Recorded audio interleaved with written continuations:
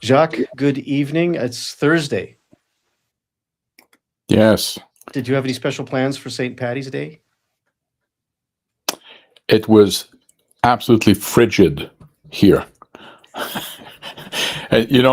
I'm no longer in London, but I was there for 17 years, and the city of London, for quite a few years, had a number of problems with street parties on St. Paddy's Day at Western or Fanshawe. Around the universities. Yeah. And I don't know what happened on Tuesday, but I did tell my wife, my goodness, if they were attempting to do street parties, they must have had to dress very well because it was nasty. I've been, I don't know if you're aware of this, but I've been in a number of pipe bands in my past. I'm a drummer, not a piper. Okay. But I always find it interesting that every piper, every Scottish piper is making a lot of money at Irish pubs on St. Paddy's Day, playing good old Celtic music. And it's always been a blast. But this year it was pretty quiet for me. So I didn't really go out, but it was warmer here than there in Ontario. Now, I will give you it's one of those things that happen in life. You wonder if it was meant to be, but I was in Scotland in a retail shop and they were playing this song and I thought, this is absolute dynamite.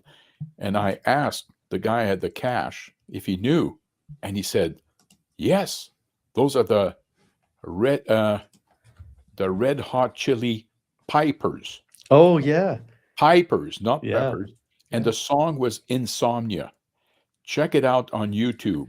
Insomnia by the Red Hot Chili Pipers. It will knock your socks off. Well, that sounds like a good endorsement. I'll check it out. Hey, let's get into it. So we got a lot to talk about, lots of current events happening. And by the way, for those of you just tuning in, we are streaming on Facebook, X, and YouTube. Please join the conversation. Chat with us. We can see your chat messages and we can respond that way. And please share, like, and subscribe and tickle the algorithm so that other people can become aware of the stream. Now, let's get into it. How about the first order of news is Canadians aren't very happy. Although it depends on the segment, as we'll discuss in a minute. Yeah, so let me share this news on screen. I'm going to have a couple of things to put on screen. One of them is... there we go. So not long ago, Canadians were very happy. We were the second happiest country, according to this ranking, the World's Happiness Ranking in 2024. So not long ago, I think they were probably using old data because the happiness on the ground here in Canada was, you could feel a shift had already happened by that date. But finally, the data has caught up. I know that this was in the news recently. You paid attention to it. Do you want to just introduce it while I get the next thing on screen? Well, there's a couple of sources. The first one that I saw was actually splitting. So this would be ranking different age segments in Canada compared to that of similar segments in different countries. And there was a huge difference between baby boomers, who I think were 7th or 8th worldwide, compared to something like 74% first for Millennium and Gen Z. So a huge chasm on a relative basis between these two groups. And then the one that I saw today was that in aggregate, now Canada has dropped to the 25th spot. Now, none of this is surprising to me. I think that the Liberals over the last 11, 12 years have done so much damage to this country. Economically, as we've discussed before, the GDP per capita has not done much at all over the last several years. We have crime, not even just crime, but we have an attitude towards crime that, as people have pointed out many times, seem to reward the perpetrator and ignore, or actually terrible towards the victim. That's another thing. We continue to drown in bureaucracy and red tape and debt, and we have a government that has been more and more authoritarians. We have a loss of freedom. All of these things combined are leading to these results, which were entirely predictable. I mean, if you were to tell me, well, a government is going to reduce your freedom, it's going to increase debt, it's going to run massive deficit, it's going to increase bureaucracy and the size of government, what do you think the outcome is going to be? Well, I would have predicted what is happening. Once again, reality has caught up to the Liberals.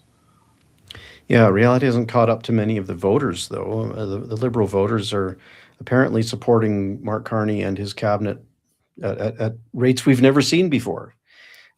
Unprecedented support. So it's very strange, because there seems to be a real difference between the Liberal voters and everyone else. I don't know what they're seeing, what kind of reality they live in, but this report in front of us, and by the way, on the screen here we have Kirk Lubomov, and he's just pointing out, he's just linking to the report and a graphic from the report. Canada dropped from 6th place in the World Happiness Report from 10 years ago to 25th place. And if we just look at, and you already said this, if we look at just 25-year-olds and under, Canada is ranked 71st. So there's a real, chasm between the age groups. And like I was talking to someone just recently, and I pointed out that, like, the size of the lot you live on, the size of the house you have, is largely dependent on when you bought into the housing market. So if you were able to buy into the housing market in the 1970s, 80s, you've got home equity, you've got wealth in that property. People nowadays, the millennials, they can't get a shoebox condo, or a down payment on a shoebox condo, let alone a property and a cottage and a boat and a second, or a third car and a motorcycle. I mean, these kinds of luxuries were quite common when there was a rising middle class in Canada. And now there seems to be a shrinking middle class, clearly due to Liberal policies in the past 10 years.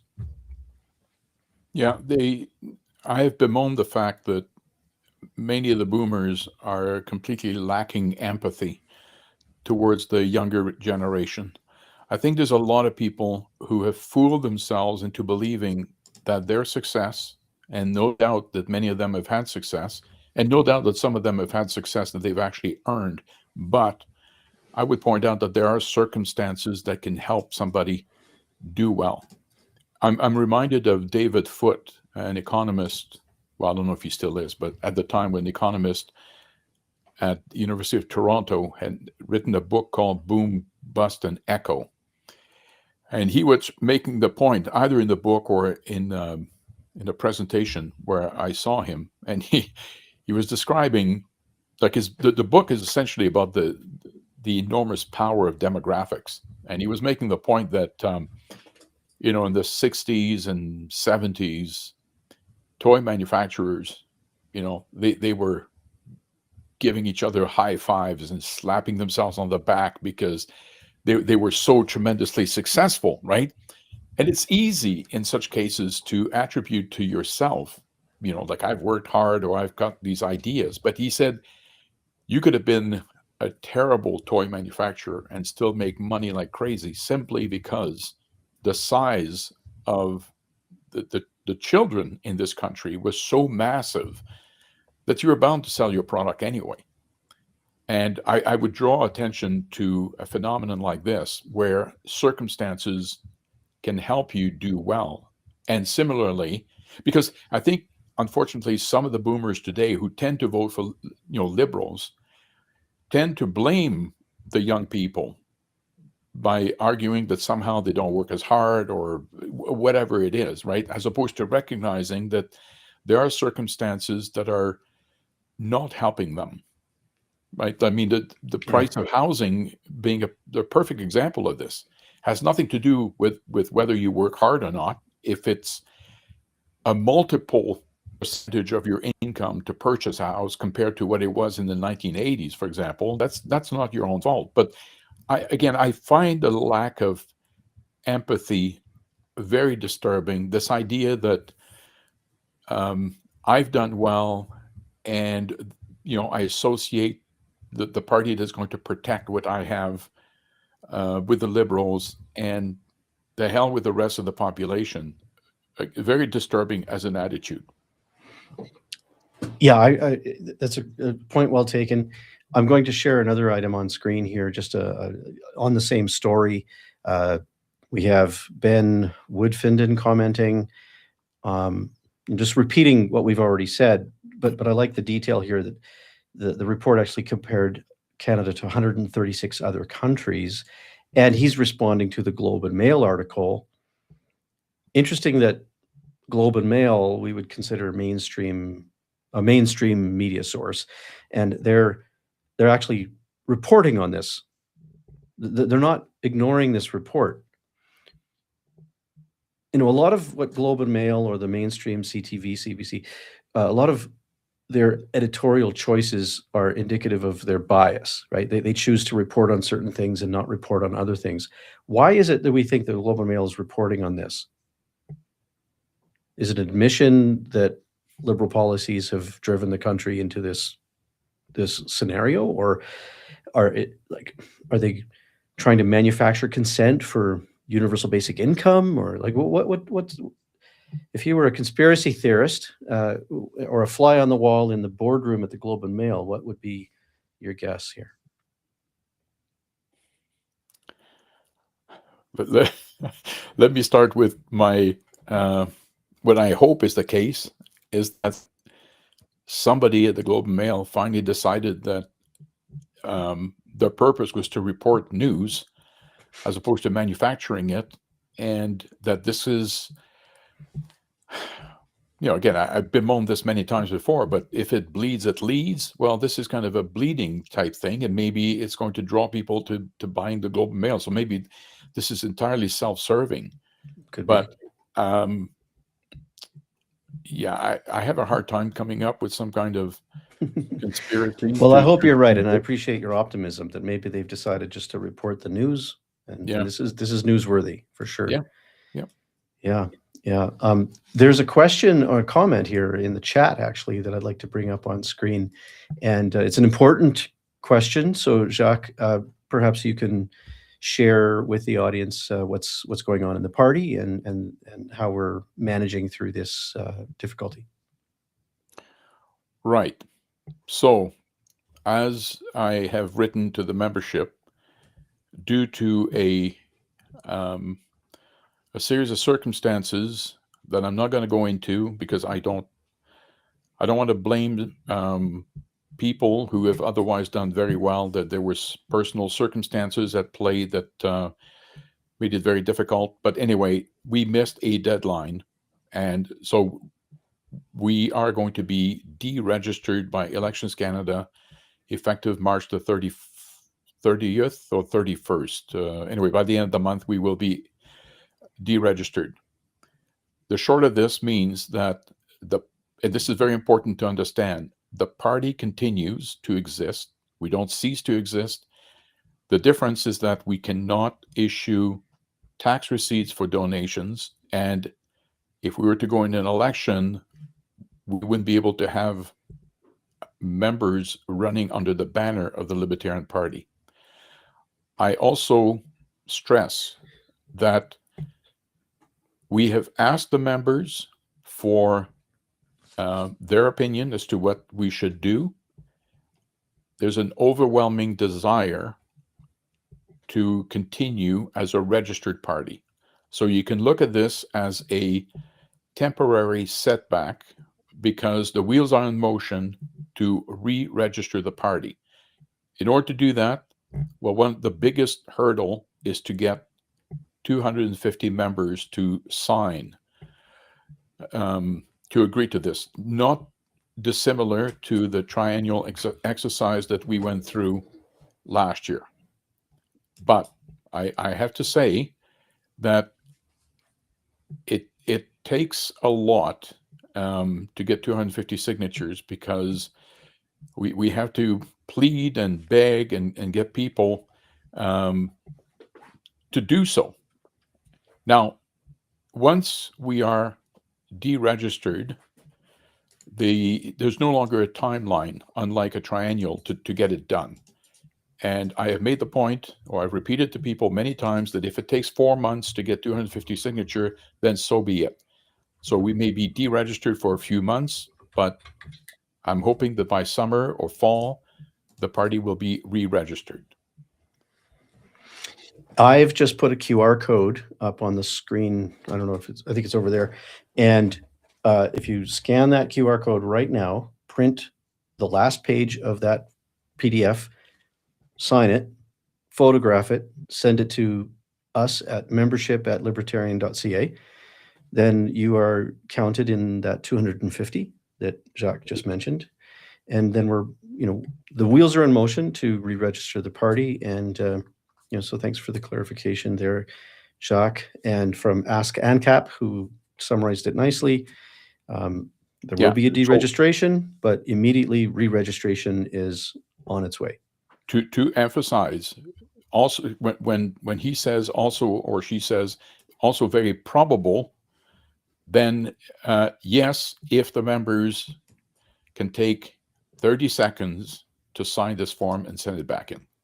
Yeah. So reminder, QR code, scan it, print the last page, sign your name, photograph it, membership@libertarian.ca. It's that simple. And when we've got 250 of those, then we're re-registered. In the meantime, the board members are continuing to organize and carry on. Let me put that on screen. Actually, I have this could be our next bit of news. There we go. Window. Yeah. So I think I've correctly put, oh yes. So in the recent newsletter, we have this information. So here's the newsletter from March 17. I'll scroll down here to the registration of the party. There's the link. There's the email address. All the instructions are there.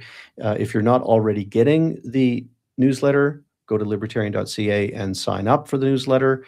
That'll be coming to your inbox very shortly. But also in the newsletter, if I can just change topic to other news, Jacques, there's a convention coming up. There's going to be a convention May 2nd and 3rd. There are 3 different ways to attend the convention. You can attend online, and there's a link right here, the QR code. Now, I'm going to leave this QR code for a minute while people get out their phones and deal with the form. But in a moment, I'm going to put the other QR code so you can hit the registration page for the convention. So attend from your own home, $49. Saturday, May 2nd, Sunday, May 3rd, or attend in Airdrie, Alberta, which is nicely located between Calgary and Red Deer. And we know there's lots of libertarians in this area. So the Nose Creek Valley Museum will be the location, or you can attend in Moncton, New Brunswick. By the way, I'll be at the Airdrie location with a couple of the other board members. Jacques and a couple of board members will be in the Moncton location. That's on, again, May 2nd and 3rd. The link to attend the convention is right here. Okay, QR code on the screen. That is the convention link. You can hit that page. And very cool news. Bruce Party will be at the convention. Well, remotely, I understand, but he'll be speaking and he'll be available to take questions. And I look forward to hearing from Bruce. He's planning on being in Airdrie. Awesome. Okay. That's great news. I wasn't clear if he was dialing in from, I think he's going to be in Edmonton the day before. Correct. Speaking at some of because, he's a popular guy in Alberta right now as an Ontarian, but he's a popular guy speaking on the topic of Alberta independence. And so he's been doing a sort of road show with a few other speakers, and it's been wonderful. I've seen him just recently in person as well in Red Deer. But so Bruce Party, if you're not familiar with him, do check him out. He's written like a proposal for a new constitution maybe for Canada, but maybe for Alberta if when Alberta becomes an independent nation. Brilliant guy, very thoughtful, and I think a libertarian at heart. Other news about the party, let's see, the convention we covered, the guest speaker we covered. Before the convention, you still have 1 day. Everyone listening, you have 1 day to get suggestions in. So at president@libertarian.ca, you can submit amendments to the Constitution, the bylaws, and the statement of policy, and then those suggestions are reviewed at the convention. Jacques, do you want to talk to that process? Not very well, I'm afraid. I'm not a kind of a wonk that way in terms of. So our president could probably answer most of those questions, We should have Karine on. Yeah, and Stephanie, who has been on before, and she's collecting some of this information. But the way I understand it is anyone can submit proposals for change. Those are debated and discussed at the convention, and then the board and the members of the convention decide if those suggestions are enacted in the documents. There's a process around that. Please participate. And by-elections are coming, but okay, given the circumstance regarding the deregistration and re-registration of the party, if you wish to be a candidate in the upcoming by-elections, Jacques, correct me if I'm wrong, you can run as an independent? Well, okay. Elections Canada has confirmed that we could nominate candidates. The papers have to be in by Monday, the 23rd. So that's Monday. And as we've discussed before, getting the 100 signatures, so it may be too late for most, but people have until Monday, and they would be nominated as Libertarian Party of Canada candidates. Okay, that's because clear. We are still registered at this moment. Okay, so after March 30, well, the deadline has passed by that time. That's correct. Yeah. Okay. Very good then. So I'm going to close that and let's move on to other news. Other news. Liberal MP blames Iran for house prices. Yeah. So I have a clip here I want to get on screen. You go ahead and introduce it, Jacques. Well, I think it was in the House of Commons. There was a question again about the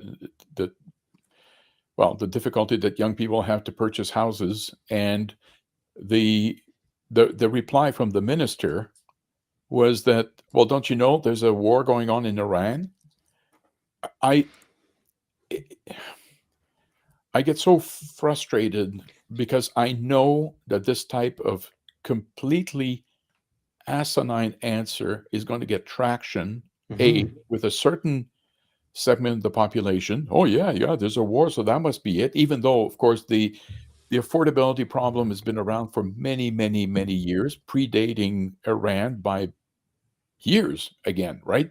Because I mean, what was it? Launch on the 27th of February. I mean, it is also, leaving aside the fact that a segment of the population is going to go for it, is to treat people with such condescension and to treat them like they are stupid, right? To believe that, yes, I'm going to throw you this line and it's going to be accepted.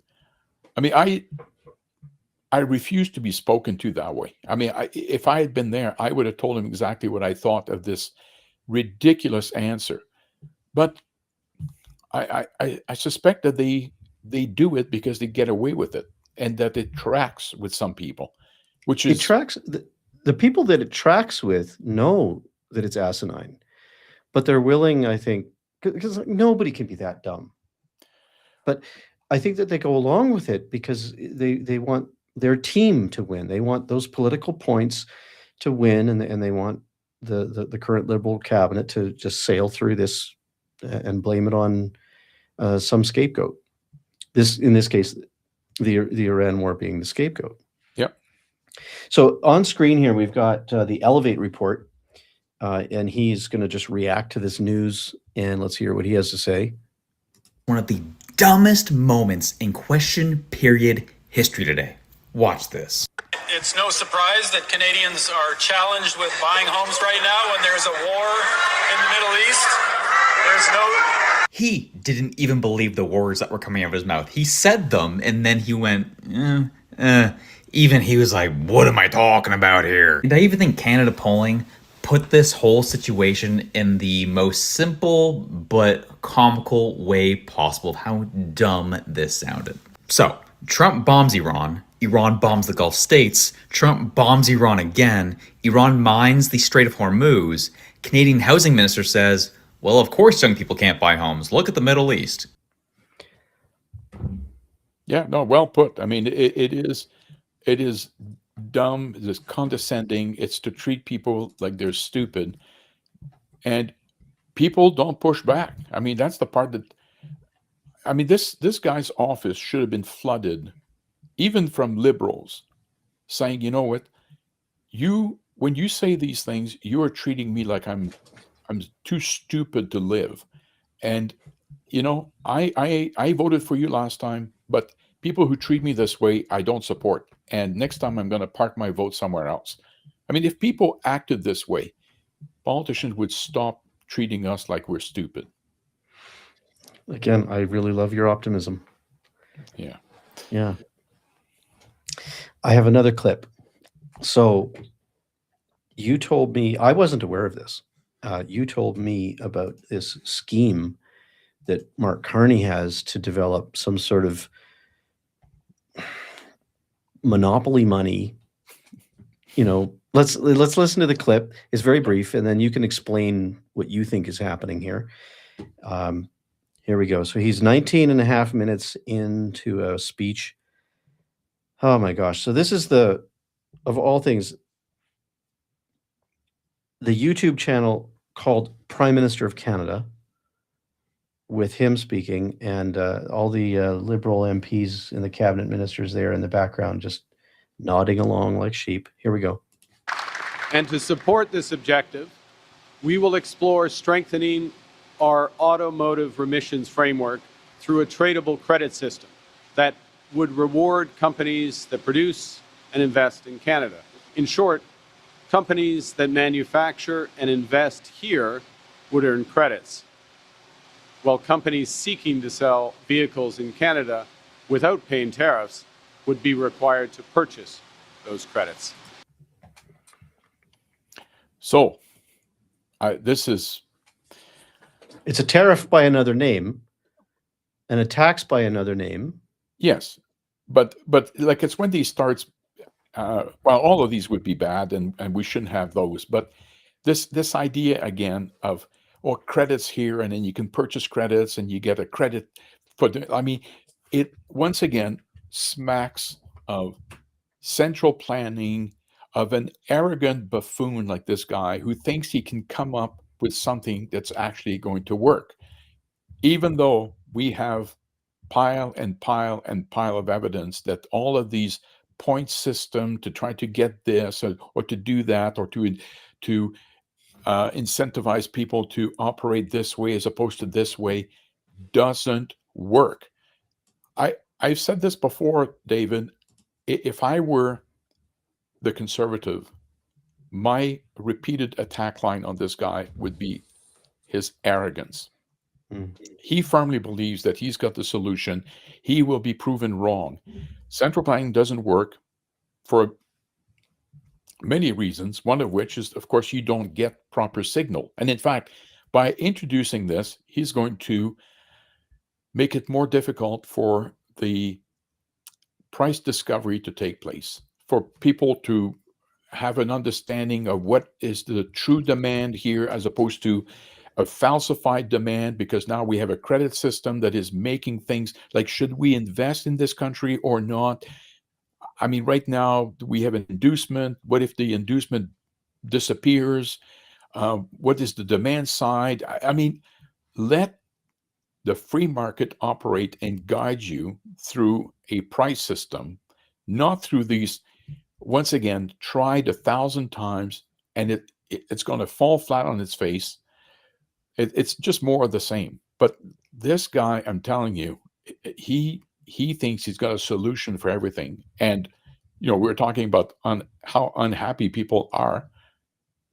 He's been in power for a year, and I don't think that anything is actually, regardless of the metric, I don't think anything has gotten better. And I can point to a few that have gotten worse. So beware. I mean, again, people get taken in by the fact that he was a central banker. My goodness. Yeah. I posted on X the other day that, I don't know if you heard the kind of the latest clip from Macklin, but I mean, what a load of nonsense. And these people, and Carney was, one of those who talk about, well, the function of the Bank of Canada is price stability. But in their demented world, prices increasing at 2% per year is price stability. It isn't. I mean, 2% a year within 70, you would lose half your purchasing power within 35 years, right? That's not price stability. This is nonsense. This is the type of garbage that central bankers repeat, and they don't get challenged. No. I never understood why a 2% inflation rate is somehow a panacea for all that ails us. I mean, I like to repeat to people, because most people don't know this, and of course, most economists like Carney have buried this. But in the U.S., where the data is more available, between 1770 and 1910, prices were decreasing on average by about 1% a year. And the growth rates during those years were phenomenal. So the very idea that if you have a bit of deflation, meaning decrease in prices, that somehow, Armageddon would ensue, is not only is it not true, the opposite has been proven. So, yeah. Okay, now, do we know whether these tradable credits are actual securities? I don't know. Because it sounds to me like it's a new currency. Okay, now, I should, Moose on the Loose does a lot of good work and research regarding Carney and his connections to various entities, including Brookfield and all of the various branches. So he might be able to speak better to this point. But my understanding is that Carney was formerly a board member of Stripe.com. Stripe is a payment gateway provider partnered with a company, and I forget their name, a company that sells carbon recovery credits. Okay. So these carbon recovery credits, to me, they sound like money laundering. Like it's legal exchange of value, but not exchange of real money. So they can't tax it the same. Like what he's talking about is companies that produce automobiles in Canada earn these credits that they can then sell. Do they pay capital gains on the sale of, or is there GST applied on the sale of those? Like, it seems like another currency that's somehow external to the rest of the Canadian economic system. And then companies that want to, or that don't manufacture automobiles in Canada, who want to sell in Canada, they have to pay for these credits. Is that a tariff? Yes, but it's not called a tariff. Is it like, how is that calculated? Is it calculated through a company like Stripe or an entity that sells carbon recovery credits, or is that calculated through an actual government department that manages tariffs, right? So, like, what is Carney doing here? He's exchanging billions of dollars of billions of tradable credits in a whole system that's external from the Canadian dollar. If anyone else on earth would do this, it would be called money laundering.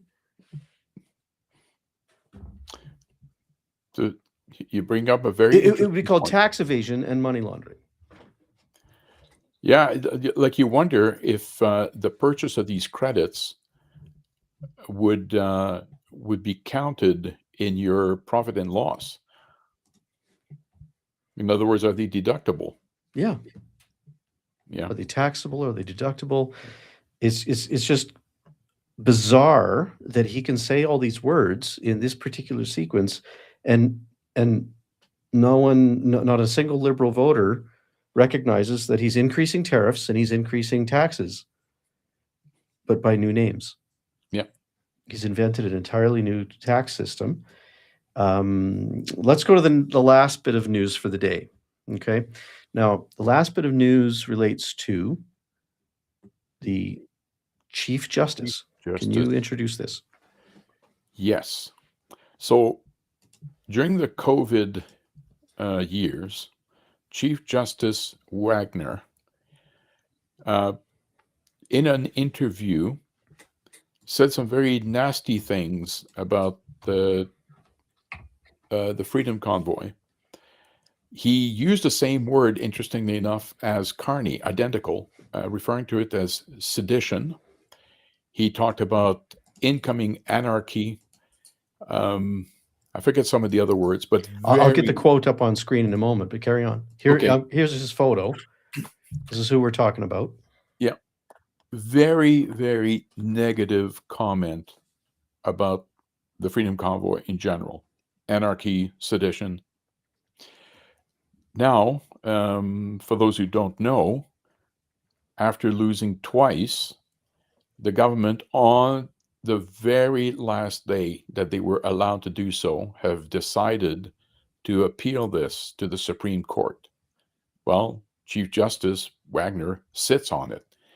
And, you know, we were talking about Bruce Party. I mean, Bruce has been leading the charges already, asking that this guy recuse himself, because it is not a stretch for people to question whether he can make. Hey, everyone, we're back. We just lost connection. Jacques, just back up 5 seconds and carry on.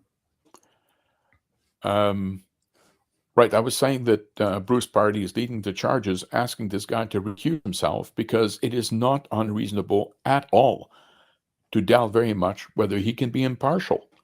I mean, he's as I said some very nasty things that would lead me to believe that he's incapable. In fact, I will make the follow. I will make two predictions. Okay. First of all, in spite of many, many calls for him to recuse himself, he will not. I think I've got this guy pegged well at this point, which is that he's one of those liberals who believe that rules of ethics apply to other people, but never themselves, because somehow they've got the moral high ground and he can make these pronouncements and still be fair. Yeah. It's nonsense, but I don't think he's going to recuse himself. Number two, I predict, regardless of the outcome, that he will be, let's assume that the majority uphold the prior rulings, he will be one of the dissenters. In other words, I think he's going to side with the government. I think it's already baked. Oh, yeah.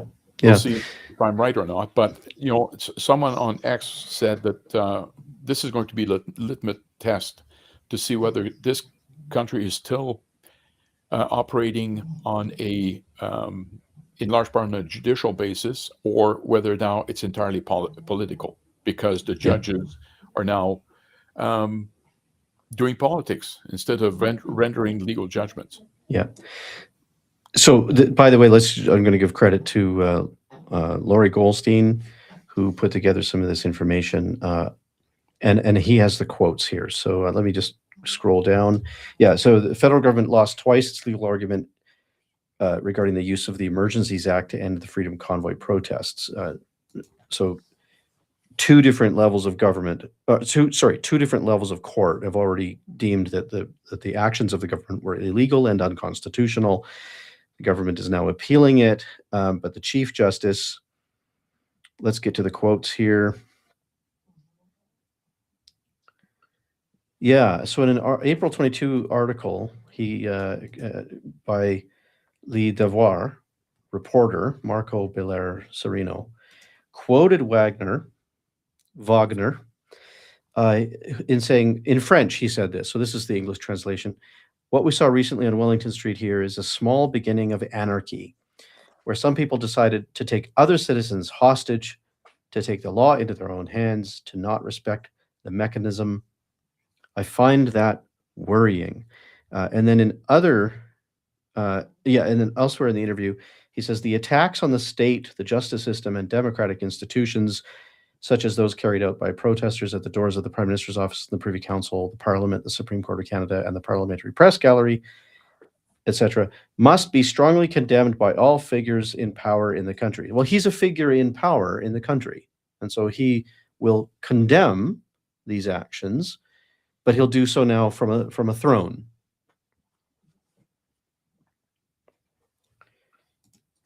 Yeah. He should recuse himself. We all know that. He won't. And but like I want to point out, like, just scroll up a little bit again, the type of completely over the top. I mean, this does not sound at all like someone who's learned, someone who is capable of the citizens discernment, hostage, right? The language, anarchy, completely over the top. And if you scroll down for a little bit, like taking citizen a hostage, taking the law into their own hands. There was none of this, not an iota. But he says these things, right? Completely over the top. I mean, I don't think this guy's fit to judge anything, frankly. Yeah. And if you scroll down, there's just one more comment here.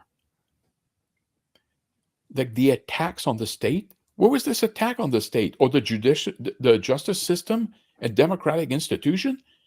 They took to the street to protest, period. Yeah. Like, none of these. I mean, this guy is making up nonsense. Yeah. Like, I'm convinced you could, like, I recently attended it was at lunchtime, an hour-long presentation by the CCF, Canadian Constitution Foundation. Yeah. They were interveners and did a marvelous job. Yes. By the way, they are going to, again, defend freedom at the Supreme Court. And I know money is tight and all that, but I would encourage people to do what I did. I just gave them more money for the purpose of making sure that they can go and do the job, because they did a tremendous job. I mean, exposing the ridiculous viewpoint of the government. You don't even have to be a lawyer to recognize how far they came from meeting the minimum threshold. Anyway, this guy, completely over the top. I wouldn't trust him as far as I can throw him. And so let me just get that on the screen. The CCF has been doing good work, and I'm happy to get them on screen here. So there we go. Yeah, so they've been, they were interveners in the earlier, hearings, I guess, trials. Yes, and this is the news from March 17.